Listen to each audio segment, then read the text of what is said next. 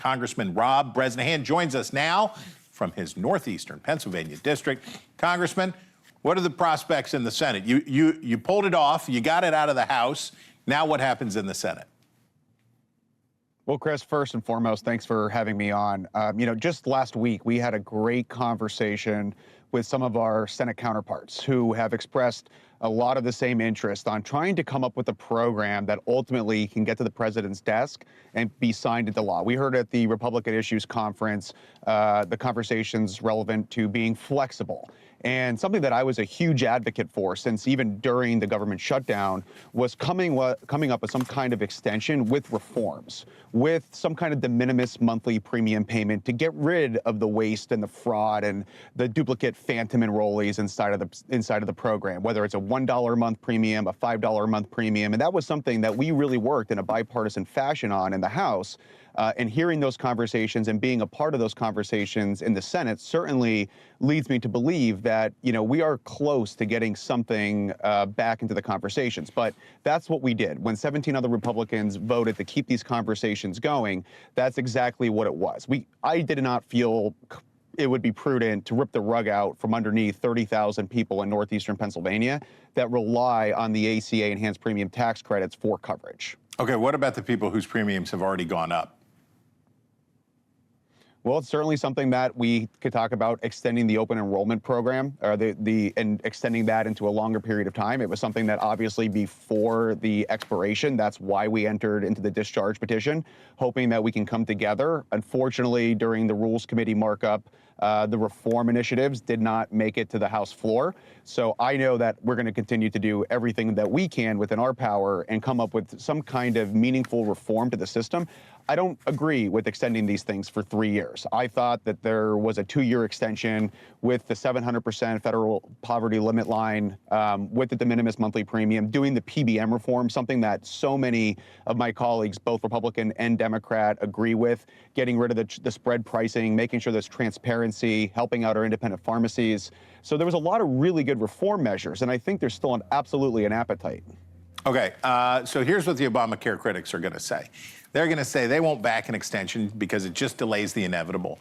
And they don't want to spend money that we don't have to prop up a program that they say doesn't work. What do you say to the Republicans? I hear some of that in your answer. What do you say to those Republicans who are like, it's going to go down eventually, let it go down now? I think that, you have to be reasonable, you have to be pragmatic. And the people that, are relying on the Obamacare enhanced premium tax credits are the independent contractors. It is our small businesses. It is people in between health coverage. I have family members, I have friends that rely on the enhanced premium tax credits. And in northeastern Pennsylvania, according to some of the estimates, people are seeing increases at over 200%. So you have to be reasonable and you have to be pragmatic. And I think there's a way that you can thread this needle. I wasn't in Congress when the original Obamacare conversation took place. I've been here now for a year and 7 days. But we have to be reasonable, and you can't just rip the rug out from underneath people. So there's a pragmatic way to approach it, and that's getting rid of by putting realistic reforms into the conversation. A clean 3-year extension was really something hard for me to wrap my head around, but we needed to keep these conversations in the ball field and actually do a bicameral, bipartisan solution and be able to ultimately get it signed into law. We can't just sit idly and watch premiums increase by 200 and some odd %. Okay, so that's a good answer for the Republican critics. Okay, so what Democrats are going to say is that your party has had 16 years to come up with an alternative to Obamacare, but all Republicans have done is impede implementation and undercut core components. So what do you say to them? I wasn't in Congress 16 years ago. I wasn't in Congress 10 years ago. I've been in Congress for the last year, and I think that's really where I'm willing to put my neck out forward and come to the table. And even during the government shutdown and immediately right thereafter, I was adamant that we should not have shut down the government. And there was a place and a time to have these conversations about the enhanced premium tax credits. And it wasn't while the government was shut down. And I feel that I upheld my end of the bargain by the second that we got back to Washington, we had bipartisan conversations. And now you need to have bicameral and bipartisan conversations in both the House and the Senate, because you need to be able to pass a piece of legislation that makes it through both entities and both sides of the chamber. So I think that you could talk about what happened 10 years ago, you could talk about what happened 15 years ago. The reality is it was Democrats that had control of the House, the Senate, and the presidency when these were set to expire with a 5-year lifespan. The reality is we've reached that point, and we have not put a solution in place. These are conversations that we need to have. Listen, I want to lower healthcare costs for everyone, and I think there's many different ways that we can go about approaching it, but still, the reality is these enhanced premium tax credits have expired. We are up against the wall. And we need to be able to come up with some kind of reform mechanism. And, there was 3 different solutions. There was a 1-year clean extension.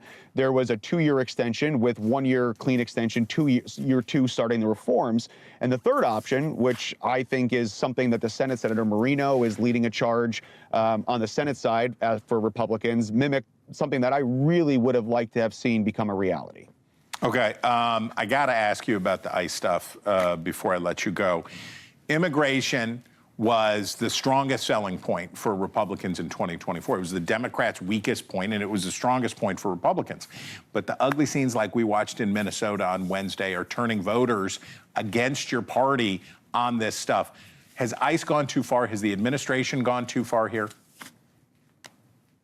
I think first and foremost, you have to realize and understand and approach this from the empathetic perspective that there was a woman that was killed, and that ICE agent's life will never be the same moving forward. I've seen some of the videos. I would really like a full readout as to where everything unraveled. I come from a world where if a police officer tells me to stop, I stop. I don't slam on the gas. I don't know why that woman was in that location, but what's really interesting is 2 different people can watch that same video clip, and the dichotomy of positions are vastly different. But I think you have to take the human approach here, and perhaps there was panic. Perhaps that person should have removed themselves from the situation and not put themselves in a situation where there was a confrontation with federal ICE agents. But I'll tell you, I ran on having a secure border, an economy that works, and communities that are safe. And I really would like to see that you turn down the temperature. Actually, Governor Walz had said something that I agree with, let alone the fraud that's taking place there. That's a different conversation. But let's turn down the rhetoric, let's turn down the temperature, and let's be the adult in the room here and come up with some kind of meaningful solution. Adults in Washington, what will they think of next? Okay, America, if you lived in Wallenpaupack, if you lived on Lake Wallenpaupack, you would know him already. But if you don't, there he is, Congressman Rob Bresnahan. We thank you.